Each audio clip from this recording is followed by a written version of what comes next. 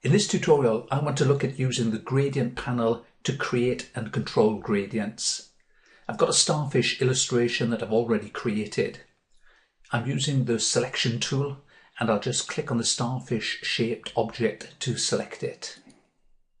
Notice I'm using the Essentials Classic workspace, as this gives me a flexible and powerful set of panels to work with. I'm going to position my cursor on the left edge of this panel dock, then drag to expand it so that you can easily see the panels I'm working with. The gradient panel is my primary focus for this tutorial. I'll click on it to expand it. Notice that right now it's displaying the default black to white gradient in the slider. I need to click on the slider to activate it, and as soon as I do that, the white to black gradient applies to the selected object. That's fine. What that gives me is the start stop or start color marker and the end stop or end color marker. I'll position my cursor on the start marker, then I'll double click and the color and swatches panels appear. I'll click on the swatches button on the left to show the colors I've got set up in my swatches panel. I've already created a couple of global colors that I want to use in my gradient. If you're unsure of what a global color is, I cover that in another of these tutorial sequences in my channel, or you could refer to the book I've written, Illustrator, a Kickstart guide, which is available on Amazon. I'll click on this pink for my start color.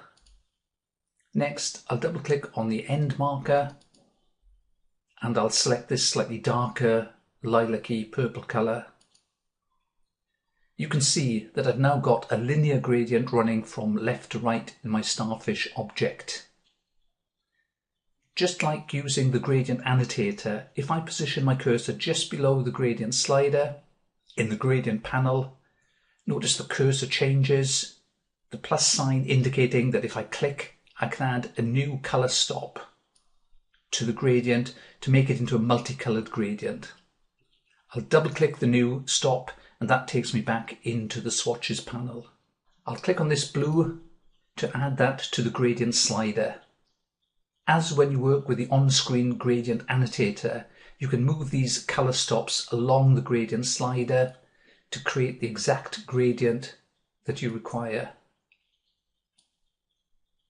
And you've also got the diamond markers along the top edge of the gradient slider, which indicate the midpoint of the transition between the two colors. If you don't want the additional color stops, or if you've added one accidentally, you can simply drag the color stop away from the slider to delete it. I'm going to select the gradient tool next. I showed you how to manipulate and control gradients using the on-screen gradient annotator or slider in a previous sequence.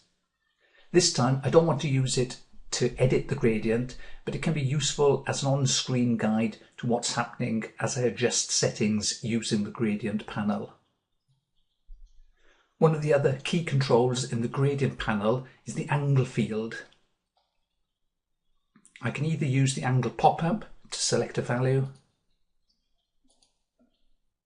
or I can enter the angle I want, then press the Enter key or Return key to apply it. You will see the on-screen gradient annotator change to visually indicate the new angle. I think I'm happy with that for now, so the last thing I'm going to do is to save this new gradient as a gradient swatch in the swatches panel so that it becomes more permanent and easy to reapply when I need it again.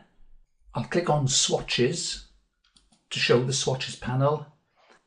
Then I'll go to the panel menu in the swatches panel and I'll click New Swatch.